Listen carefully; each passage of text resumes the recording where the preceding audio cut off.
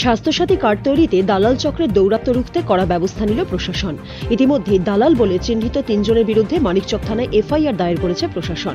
এদিন অভিযানে নেমে মানিকচকের BDO Karambir Keshav block office চত্বরে থাকা বেআইনি নির্মাণ গুড়িয়ে দেন।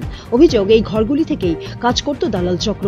গত বুধবার মানিকচক ব্লক কমিটি হলে চলছিল স্বাস্থ্যসাথী কার্ড তৈরির কাজ। অভিযোগ, কয়েকজন দালাল সেখানে গিয়ে উপভোক্তাদের কাছ থেকে 700 টাকা করে দাবি করে, জানায় যে টাকা দিলে লাইনে না দাঁড়িয়েও কার্ড মিলবে। পরে অবশ্য সাংবাদিকেরা চলে এলে দালালরা গা ঢাকা দেয়। এই ঘটনা সংবাদ মাধ্যমে প্রকাশিত হতেই নড়ে চড়ে বসে প্রশাসন। জানা গেছে, জেলা প্রশাসনের তরফে ব্লক প্রশাসনকে বিষয়টি কড়া হাতে দমনের নির্দেশ দেওয়া হয়েছে। মানিকচকের বিডিও করমবীর কেশব জানান, দালাল চক্রের সঙ্গে জড়িত সকলকে চিহ্নিত করে নেওয়া হবে ব্যবস্থা। এরা দীর্ঘদিন ধরে এখানে বসবাস করছে। এই যে মহিলাটার ঘর দেখছে, এর বাস্তুভিটাও আছে কিনা আমার সন্দেহ না। কোথায় যাবে এরা?